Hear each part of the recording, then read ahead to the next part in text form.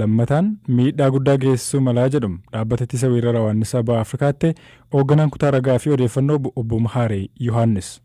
እንደ መጀመሪያ እንደነበረው አይደለም እዛ የመጀመሪያው akka marsaa duraa miti weerarri hoomaa hawaannisaa marsaa duraa lakkoofsaan hedduu ture lafaaf qilleensa irratti tarkaanfiin ittisaa waan fudhatameef lakkoofsi isaanii hir'ateera haa ta'u malee weerarri marsaa lammataa kun hagam hamaa akka ta'e ammatti wanti beekame hin jiru weerarri hoomaa hawaannisaa yoo mudatu waan hedduu balleessa kan miidhaa geessisu biqiltoota muraasa irratti qofa osoo hin taane waan hunda irratti waan ta'eef jechuudha wanta amma yaaddoo guddaa ta'eef ammoo waqtiin gannaa kun yeroo qonnaan bulaan midhaan itti facaafatu waan ta'eef midhaan biqilu kana balleessuu danda'a hoomaan hawaannisaa kun hawaannisni tokko midhaan giraama 2 nyaannaan hawaannisni miliyoonni miidhaa geessisuu malu tilmaamuun hin ulfaatu hoomaan hawaannisaa marsaa lammataa kun kallattii isaa gara kaabaa waan godhatuuf Itoophiyaa Eertiraa Sudaaniif biyyoota biroo keessatti midhaan qonnaan bulaan facaasu irratti miidhaa guddaa fiduu danda'a ገበሬው የሚዘራው እህል ላይ ትልቅ ጉዳት ሊያወርድ ይችላል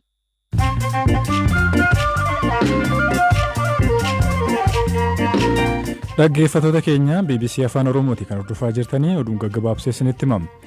Itoophiyaatti sa'aatii 24 darbanitti namoonni 115 kooroonaa vaayirasii irraa bayyanatan namoonni 185 haaraa vaayirasichaan qabamuu ministeerri fayyaa ibseera. Kanaanis lakkoofsi namoota amma yoonaatti qabamanii 4,848 gaheera. Poolisiin Keeniyaa uggura weerara vaayirasii tokko kabachiisuudhaaf daa'ima ganna 13 ajjeese himatameera.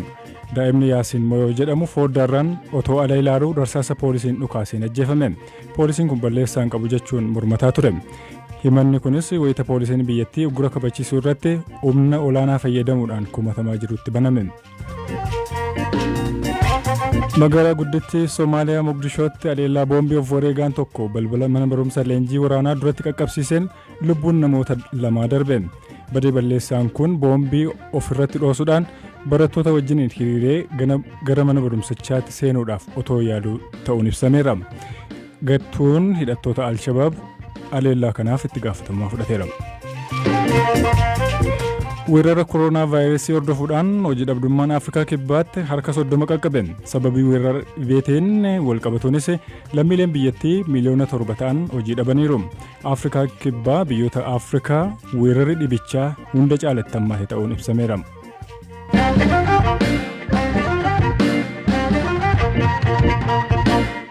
Gara qabiyyee keenya sattaanutti yeroo ceenu mariin hidha guddicha Abbayyaa Itoophiyaa, Masree fi Sudaan jidduutti gaggeeffamaa ture osoo hin xumurameen Masreen dhimmicha gara mana maree nageenyaa dhaabbata biyyoota gamtoomaniitti geessuun dogoggoraa jette Itoophiyaan.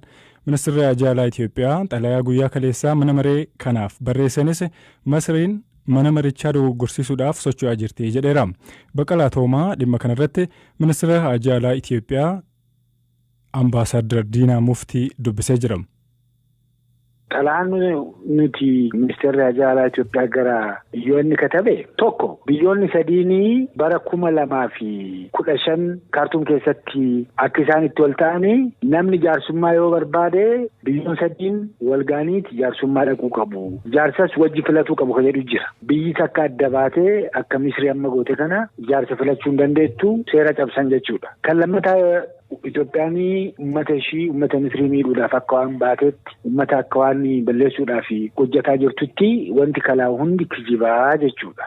Maal argisiisa kuni biyyi Misrii kuni marii kana garaadhaanii miti kan dhufan fedhiidhaanii miti kan dhufan jechuudha. Fakkeessuudhaaf uummanni alamaas waan tokko akka isaan hin amanne nagaa akka waan barbaadan fakkeessuudhaaf dhufan jechuudha. Wanni isaan immoo Security Councilitti galeessan wanti kuni tasgabbii uummataatiif uummata alamaatiif rakkoodha kan jedhus kijiba. Maaliifi Itoophiyaan gara Itoophiyaatiin nagaan hiikna wanta kana nagaan hiikamuu hin danda'u waan jedhu qophii akkasii qabdi fedhii akkasii qabdi achirratti hojjetaa jirra jechuudha. Oduma kana hojjetaa jirru jarri kun ba'anii waan hin taane haasa'u keessa seenanii kun seeraan ala isaanis waan baasuu miti. Kanaafuu xalayaan ministeerri Haajaa Alaa Itoophiyaa UN'dhaaf barreesse ejjennoo mootummaa gama Itoophiyaatiin waan jiru ibsuudhaaf jechuudha yaada Masrii irratti.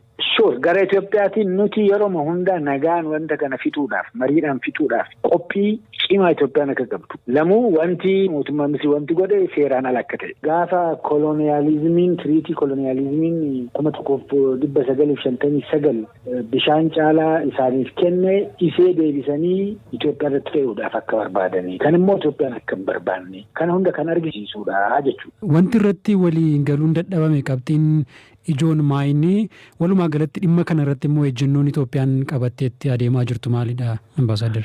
Mariin kan ture hidhaa kana akkamitti guunnaadha waggaa dhufu kana. Teeknikalii wanta baay'ee irratti wal ta'anii jiru garuu liigalii wanta hafeetu ture. Teeknikalii wannan xumuramne ture. Ishee odoo haasaa jiru odoon xumuriin Misri achi keessaa wanti kun kufee jira.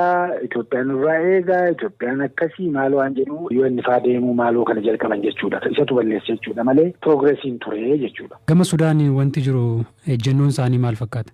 Sudaan kaleessa ministeerri ajaa isaa dhalaa isaaniitis ta'ee oofishaalonni isaanii biraanii kaasaanitti dhaabbiin Itoophiyaa sirriidha. Misri immoo yoo inni deemuun ishii sirrii miti. Seeraan ala wanta jedhu ibsa kennanii jiru. Sudaan kana baasuunis wanta yerootti barbaadamu jechuudha.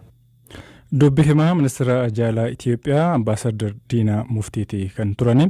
Kanumaan wal qabatee sanbataa fi dilbata darbees gareeleen marsariitii cabsan yookiin immoo haakaroonni biyya Masrii eenyummaan isaanii hin beekamne Itoophiyaa irratti haleellaa raawwachuu ejensiin nageenya odeeffannoo Itoophiyaa insaan beeksisee jira. Haleellaan kun marsariitii ministeera saayinsii fi teekinooloojii duraan itti fayyadamaa ture dabalatee marsariitiiwwan mootummaa fi dhuunfaa 18 irratti kan raawwate ta'uu daayirektarri olaanaan ejensichaa Kaffiyaaloo Tafarraa dubbataniiru. Baqqalaa Toomaatu dubbise. Ka'umsi aggaammii sanii Masrii biyya Masriitii malee eenyu akkaataa kanaan gurmaa'ee haleellaa akkasii kana akka raawwate hin beekamu.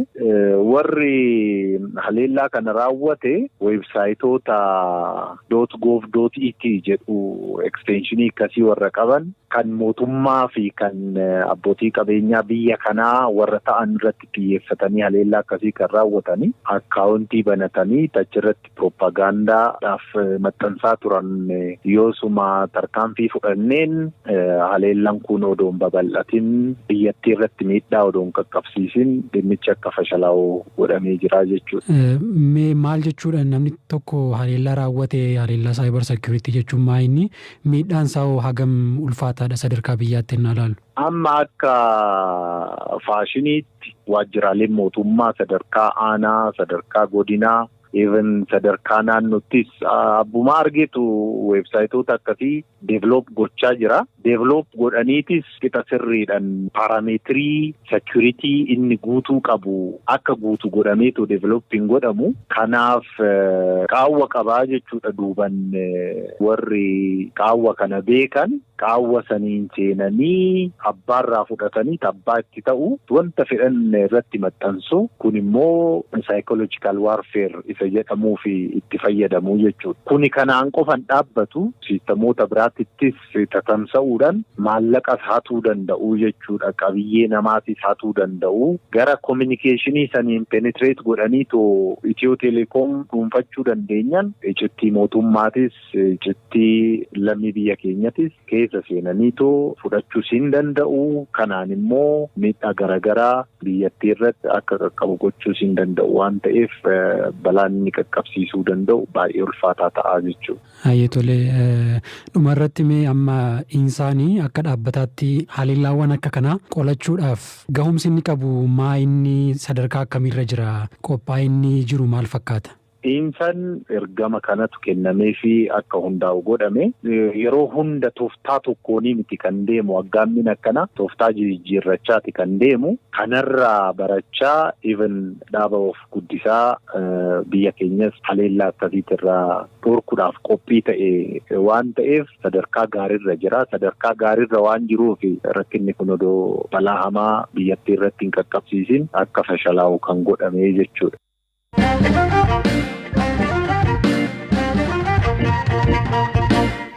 Sirbi mee chimchim goone jedhu irra deebiidhaan tibban hojjetame qalbii namoota hedduu hawwateera. Namoota hedduutu ittiin shubbisaa jira. Yaadni sirba kana irra deebiin hojjechuu akkamiin dhufe? Weellisaa Hisqiyaas Mazammir gaafanneerra.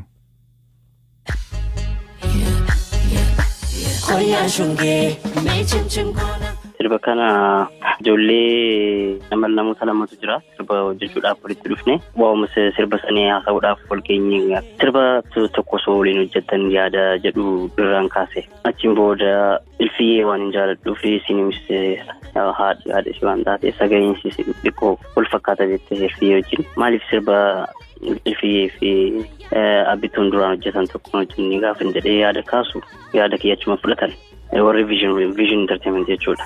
Achiin dafneetuma gara istuudiyoo dhufne jechuudha. Achiin booda yaa'u sirbi erga hojjetameen booda kilipiin erga hojjetameen booda sarpiraayiz gochuudhaaf ture elfii sarpiraayiz gochuudhaaf akka yaadannootti isaaniif akka ta'uuf jechuudha. Sagaleedhaan irra buuftaafi? Koyyaa shungee mee cimcim goona koyyaa shungee mee cimcim goona yaa wayyaa koo fooyyee yaa wayyaa keental yasa hittiin tattaraare yaa garaa koo fooyyee yaa garaa keental yasa giddiin gargar baasee. Egaa daangaan hin jirtu? Anuu sirkaan fuudhan ture. Bakka ishee sagalee kanatu harka furdata beektaa? Mee cimcim goona yaa wayyaa koo fooyyee yaa wayyaa keental yasa hittiin tattaraare yaa garaa koo fooyyee yaa garaa keental yasa giddiin gargar baasee. Nayasa jabboota keemii ahaa nayasa maaleen galchumii nayaadaba argooja keemii gurbaa nayaada maaleen argumii. Sirba kanaanis guyyoota 10 keessatti namoota 200,000 fi 19,000 ol taantu ilaalee YouTube irratti jechuu koote. Deebimee hawaasa keessaa argattan maal fakkaata? Baay'ee bareedaadha beektee amma jechuun waan hin eegne kan yaani kenna feedback man kennaa jiru. Sirbi asin durallee sirba nama keessa ture waan ta'eef baay'ee jaalatameera. Itti gammannee jira. Mooraalii guddaa nu ta'ee beektee. Dhaggeeffatoota keenya sirba bareedaa kana viidiyoo isaa haala qalbii namaa hawwatuun kan tolche daayireektara reefu gara hojii aartiitti seene garuu hojiiwwan muraasa hojjeteen beekamtii horataa jiru Leencoo Fikiruuti. Waa'ee hojiiwwan isaa ammaan duraa fi karoora isaa fuulduraa kana nuun jedheera. Leencoo Fikiruun jedhama. Muuziqaa afaan Oromoo daayireekt gochuudhaan ammas dhiyoo warra aartii Oromootti makame keessaa isa tokkodha. Akka caaluusaa akkatti walloon weellisaan sun weellisuu akkanatti yaa'aansaa qixa galee dhufedha. Isatti aansee maltee inni ittiin walaloo sana yeedaleessudha. Sadaffaarratti sagalee inni ittiin walaloo fi walaloo sana gurra uummataa biraan ga'u yeroo dhaggeeffadhu sana miiranii naa kennu sun immoo viidiyoolee sana akkan hojjedhuuf na kakaasaa jechuudha. Viidiyoolee nuti hojjedhu keessatti story boardiitu qophaa'a. Sana booda story boardii sanadha kanan fudhadhee bahu. Kanaaf wanta akka tasaa uumamu hin jiru hunduma isaa barreeffamee wanti barreeffamaan jiru sanatu gara viidiyootti hiikama waan ta'eef hojii keessatti ammoo waan akka tasaa viidiyoo ana hojjedhu irratti gasheen beeku. Muuziqaa viidiyoo afaan Oromoo irratti hojii hojjedhu jechuu barbaada. Yeroo muraasa booda garuu gara fiilmii afaan Oromootti ce'uu barbaada. Ergan fiilmii afaan Oromoo irratti waan muraasa hojjedhee booda immoo akaadaamii yookaan immoo iskuulii mataa koo banadhee ijoolleen Oromoo bakka itti fiilmii fi tiyaatira bakka tokkotti barachuu danda'an achirratti namoonni muuxannoo barnootaan deeggaraman aartii kana keessatti akka makamaniif gahee koo taphachuu gara fuulduraatti nan yaada. Sagantaa irraa kanumaan guulamnee jirra. Sirbuma kanattan isin dhiisaa iddoo nagaa bulama.